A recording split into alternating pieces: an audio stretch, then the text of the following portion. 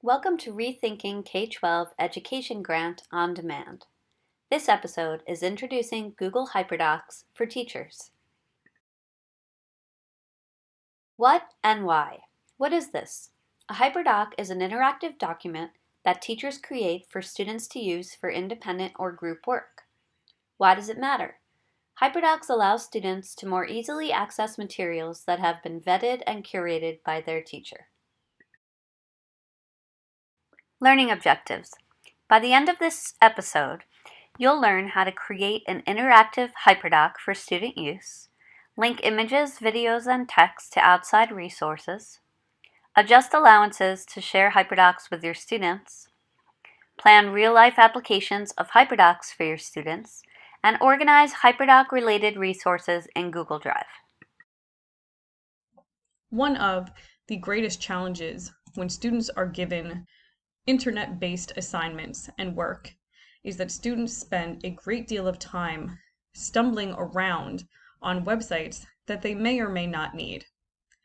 They do not know innately the websites that are most accurate, most reliable, or most appropriate. So they spend a lot more time searching than they do actually learning. Hyperdocs eliminate that problem entirely. Hyperdocs are, at the most basic level, a collection of resources and materials that have been compiled by you, the teacher, for a specific assignment, a specific project, or even a specific student. They can cover a wide range of grade levels depending on how in-depth they're shaped and designed. They can cover many different subject areas, and they can be used in a number of ways, both in and out of the classroom. I'm going to start by showing you how to start creating your own Hyperdoc, and then show you some examples from other educators of how Hyperdocs were used in their classrooms. The first step is to create a new Google Doc and give it a title that is relevant to the project that you're doing. So if I, for this, was going to do National Parks Research, that's the title that I would give it. Within the Hyperdoc, as explicit and clear as you can be, the better it will guide your students. The more information you provide them with, the more thorough your directions are, the less likely it is that students are going to stumble or get confused along the way. The goal of the Hyperdoc is that students will become more autonomous learners and be able to work more independently at their own pace and discover things along the way. For a research project, how you want to organize it for your students is the first thing to consider. You may want to focus on front-loading the resources for your students and then decide how you want to do that. Do you want to organize it by topic, or do you want to organize it by the type of resource that you're providing them with? When you go to organize your Hyperdoc, inserting a table is the easiest way to start putting things together in a way that'll be clear and neat for your students to view. You can insert a table with as many rows or columns as you like. So if I start with 3 and say I'm doing national parks, I may want to organize my resources for my students based on the subject. So I'm going to have a collection of resources on Yellowstone, a collection of resources on the Grand Canyon, and a collection of resources on Zion National Park. Now, when you get started, it is easiest to have either a list of all of your resources already gathered, or have all of those tabs open so you can quickly copy and paste all of the links that you're adding into your document. So I decided to use the National Park website from the government that I know is reliable, that I know is accurate, and that I know is going to help my students with this project in particular. So all I have to do is copy the URL at the top, and when I go in, rather than just pasting it and having it show up like this, if you click on the link icon at the top in the toolbar, I can paste the link here and then give it a different title. National Park website Yellowstone, so that it's very clear where this is taking the students specifically. So I can do the same thing for the Grand Canyon, make sure it's the right website, copy the link, go in, and do the same thing. National Park website, Grand Canyon. Now, some students may be more visual learners, and you can accommodate that because you can also insert images and link those to websites. So if I wanted to insert an image, I can simply go to Insert, Image, and search the web. And it will open up the Google search for images on the right-hand side. And if I type in Grand Canyon, it will bring up all of these images. I can sort through and find the one that I like best. So if I decide this is the image I want, all I have to do is click Insert. And now it's here. And now if I want to link that to this video, I can again copy the URL, go back, and now when I click on the image itself, the link icon is at the top in the toolbar. I can paste it there. And now when the students click on this picture, it will take them to that video. And last, I want to add a link to the Zion National Park. All of the formatting and things like that you can do to accommodate your student population, because some students may have different needs in terms of size, color, anything like that. So now I have these resources together for my students. If you want to check and see how your students are going to actually view it when you provide them with the link to it, if you go to the top right, there is an editing mode. If you change it to viewing, this is what your students will see. They can click and it will take them to each of these websites, to this video, and they aren't able to type, they aren't able to delete anything, so nothing can be altered within the Hyperdoc itself by students, which is good. So now we have all these resources together. After you start compiling your resources, you want to think about the workflow for the assignment. What do you want students to do after they know where they're looking for information? For this, I would want them to start taking notes. So you can also link to Google Docs, to presentations, or to PDFs that are in your Google Drive. So I may want to say, step 2, note-taking. And if I go to my Google Drive, and I go into the folder I created for National Parks Hyperdoc to keep it organized, here's my note-taking sheet. I can just get this shareable link and make sure that it's anyone with the link can view. And I'm going to copy it. And now if I just highlight this text, I can go to that link icon and paste it in there. And now again, if I go to viewing, if the students were in here, they would be able to click this and open this note-taking sheet. Now, this note-taking sheet, the first thing it says at the top is to make a copy, because what they'll see is an uneditable version. They won't be able to type in their research question. They won't be able to type in any notes, but they can go to File and make a copy, and then that they'll be able to edit and organize for their own research purposes. So that's an important thing to include as well, that when you have outside links, anything that you want the students to be able to reproduce so that they are able to use it individually, just make a note at the very top in the header saying, make a copy, go to File, make a copy, give it a new title, whatever you want the directions to be. Now, a finished version of this specific National Parks Research Hyperdoc may end up looking something like this. This one is organized by type of resource rather than the subject. So these are all websites about specific parks. A brain pop, a link to a Get Epic collection of books, the National Geographic park guides. These are all YouTube videos of different parks. And these are all the physical books available to the students in the library that they had to refer to. Then it's the information for the note-taking, how to get to the document and how to download a copy of their own. And the last part is the show what you know element, how they're pulling all their research together and presenting it as a final product of their learning. So this was all directions for going through Seesaw and how to complete the different activities set up for them in that location. Now, you could also have students be referred to a Padlet, a Poplet, or another website where you have the students sharing out what they've learned in some collaborative manner.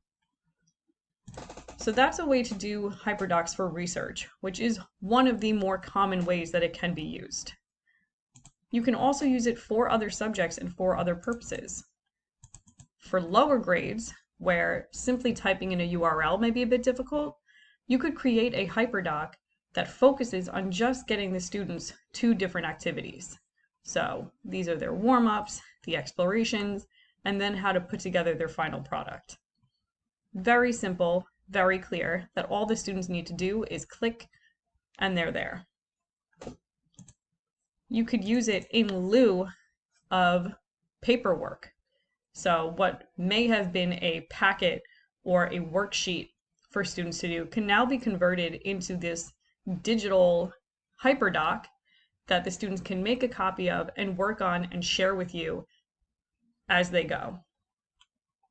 There's a link to the text that they have to read, directions for how to make a copy of this document so that they can edit it, and then each part of the assignment, the retell with the different prompts, the theme with the different prompts and examples, the craft, the author's craft and the words, answering these questions, writing about the reading, and then the final show what you know can now be a digital element that students may be a bit more engaged in, using iMovie, using Sumo Paint, using a photo app, or searching for pictures on the internet that you may, again, compile a list of websites that they can go to find pictures that are appropriate for this project, for this assignment.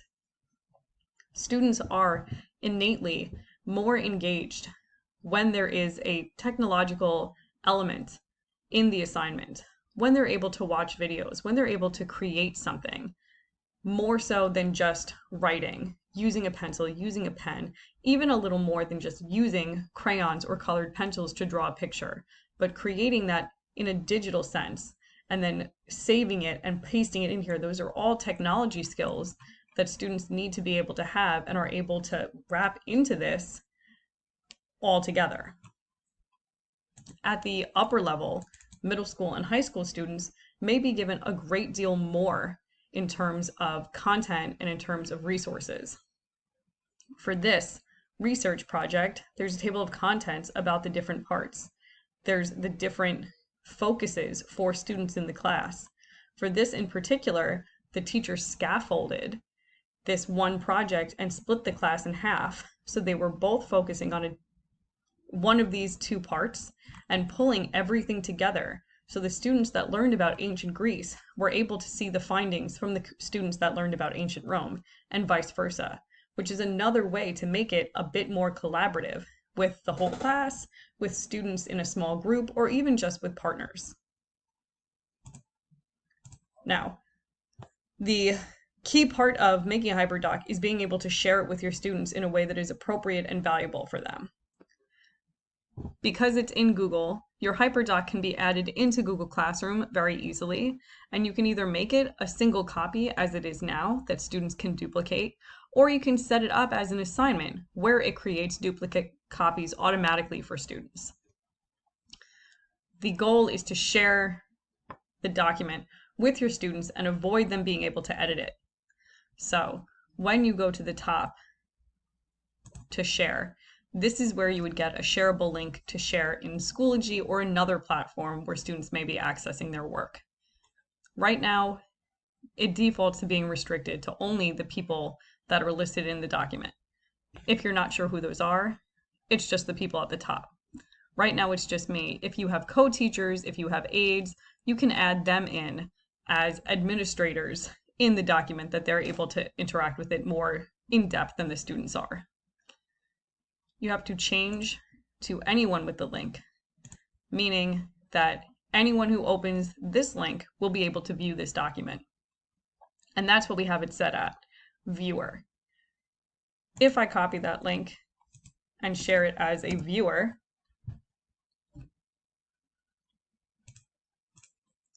this is it. This is what they'll get to do. They'll be able to click on the links, see the pictures, see the resources, have access to everything you provided them with. They cannot type anything in, they cannot change anything. The other option is to make them a commenter. When you make students commenters, that means that they're now able to leave notes that are viewable both by you and by their peers. So when they go in, if you have a great deal of links, a great deal of websites and resources for them, you may not be able to check every one of them, especially if it's something that you reuse from grade to grade or year to year. Things may change, websites may shut down, and links may no longer work. Students may stumble across that. They may be on this website and see it no longer works. They can go to this little plus sign at the top and add a comment saying, Zion website does not work, and leave that comment. They could also find a website that's very, very informative.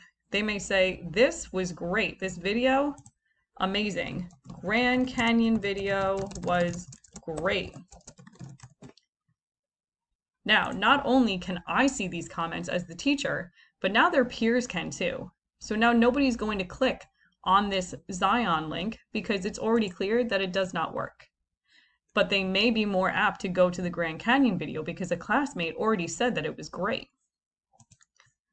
And from within the editing screen, I can go in, I can see them, and if I want to get rid of them, I can.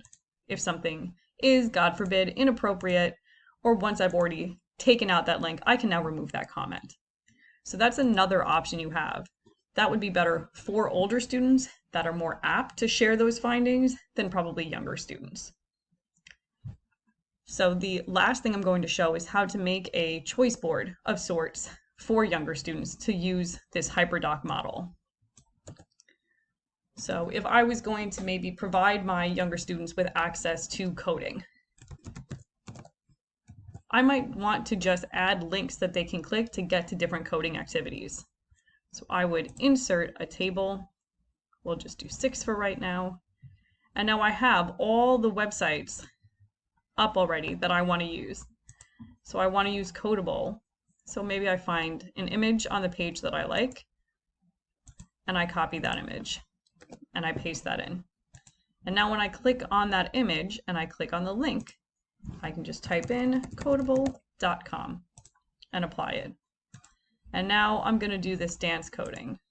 So I'm going to use this robot picture and do the same thing.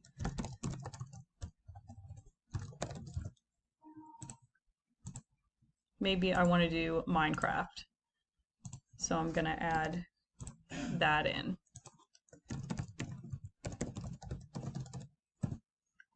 So you can adjust, you can crop images. This little icon will crop anything if you want to make sure everything's the same size. You can shrink things down, you can make them bigger, make them fit nicer.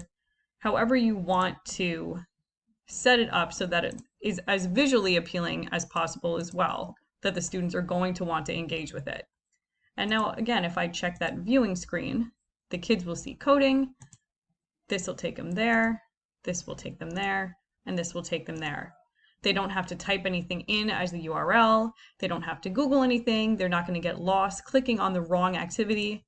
Everything is set up right here for them to get to easily without any struggle. So you can use these Hyperdocs with students of all ages in all subjects. You can use them for research. You can use them in lieu of a packet or paper worksheets. You can use them just to give kids access to something that you might otherwise have listed on a Schoology course or on a Google site. You can have everything all compiled together for your students.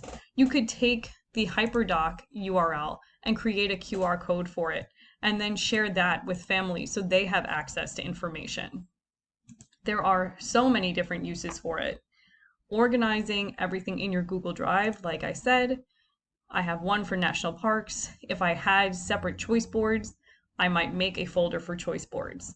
And that way I can go through and see and update if I get notifications from kids that things aren't working, that something is much more valuable, and to find more resources similar to it. Those are all things that you're able to edit and adjust. And because Google updates in live time, everything that you do automatically saves and will update automatically for the students. So any changes can be done on the fly very quickly, very easily, without any kind of confusion or delay.